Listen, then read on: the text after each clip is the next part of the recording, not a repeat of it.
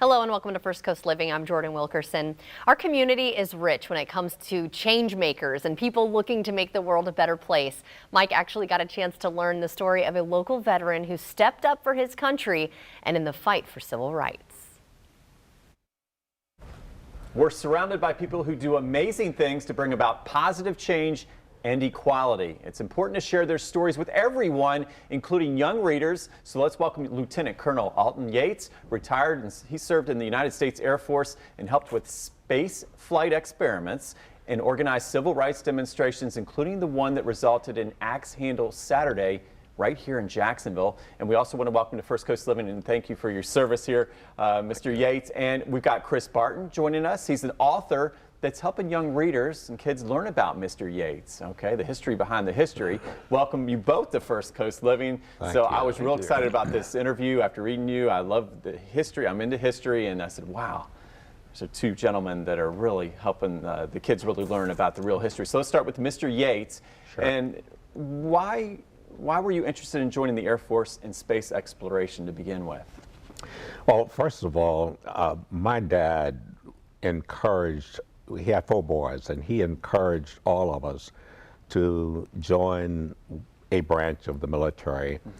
And of course, growing up in a Navy town, one would automatically suspect that I would probably be interested in the Navy.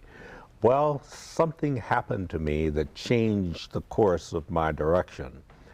At A.L. Lewis Junior High School, my coach, his name was Charles Chappie James, and he had a brother who was a Tuskegee Airman and a fighter pilot in the Air Force.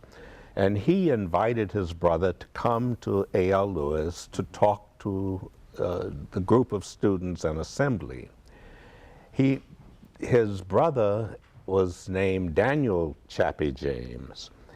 And when he walked out on that stage in his blue Air Force uniform, I think he was a captain or a major at the time, and he announced in this big booming voice, "I am an American warrior."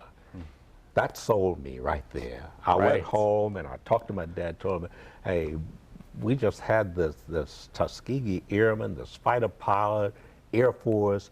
I'm going to join the Air Force. That was it. Very good. And you put your life on the line for your country, okay, and civil rights. Why did you do that? Well, I had always been interested in serving. My dad worked at the Navy, and he talked to us about all of the things military. Anything military he talked about. And so when I reached Holloman Air Force Base, the person whom I first came in contact with was Colonel John Paul Stapp, Lieutenant Colonel at the time. And he talked to us about the programs that he was engaged in, and they were designed to test the effects of space travel on the human body. And he needed volunteers. They used animals of all kinds, chimpanzees and bears and, believe it or not, hogs on these rocket sleds. But these animals couldn't tell Colonel Stapp exactly what they were feeling at the end of one of these rides. So he needed human subjects to do some of the kinds of things that he himself had done as a human subject. He was always the first one to risk his life on any of these contraptions.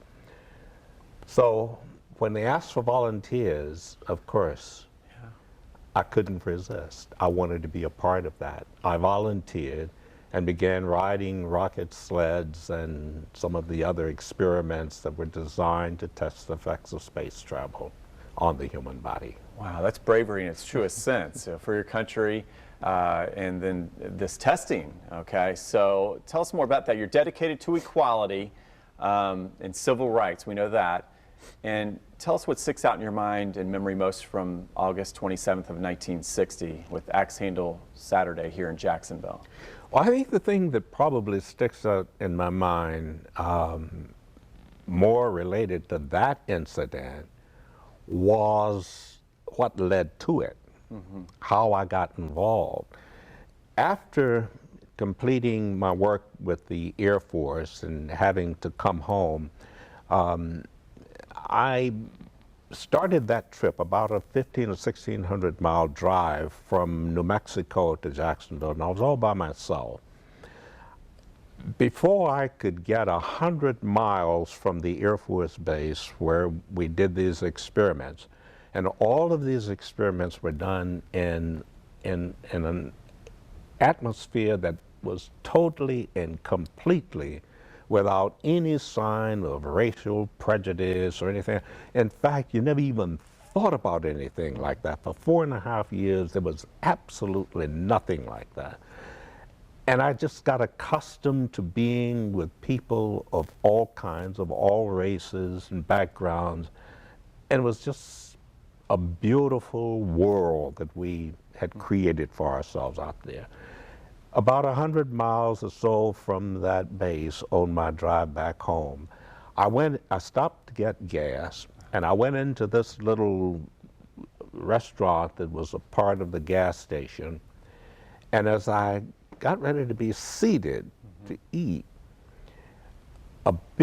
actually a couple of big guys walked up behind me and grabbed me on the collar and used the N-words and said, "We don't serve you in here, and if you know what's good for you, you'll get your black so-and-so out of here, and don't show your face around here again." Well, that was the beginning of one of the worst trips I've ever had in my life. I did the next best thing. I stopped at a little grocery store.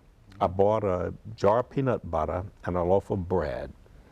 And I ate peanut butter and bread from there all the way back to Jacksonville. But as I was driving along and I got to the border where you go into Mississippi, there was a big billboard erected on the side of the road, and on that billboard it had pictures of black men hanging from trees and a sign that said, "Erected by the something Ku Klux Klan."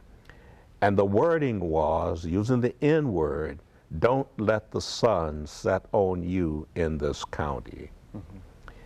Well, the bravery that I had experienced for 4.5 years kind of took a back seat to my thinking, I need to get home, and I'm going to get through here, and I'm going to get home safely, and when I get home, then I'm going to do everything I can to change those conditions.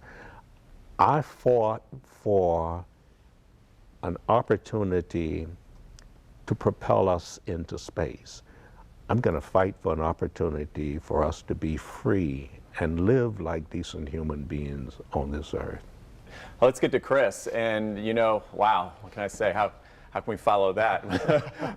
You wrote some books to help bring to light the true history for kids to understand where we were and where we need to go. Right. So tell me about your book and putting it together. Well, I love writing about things I don't know much about. Right. In my nonfiction, I tend to write about subjects that are new to me. I've written about the invention of the super soaker water gun and day-glow colors and how the Nutcracker came to be a holiday tradition in this country. In November 2016, I heard a 4 or 5 minute interview between Alton and his daughter Tony, talking about his experiences at Holloman Air Force Base. I'd never heard of Alton, I'd never heard of Holloman, I'd never heard of these experiments, but I wanted to know more. And very soon after I began learning more, I learned about his involvement in the sit-ins in 1960 and Axe Handle Saturday and that drive that led to his involvement. This was all new to me, and nothing appeals to me more than a story that I'm going to learn a lot from the process of creating it.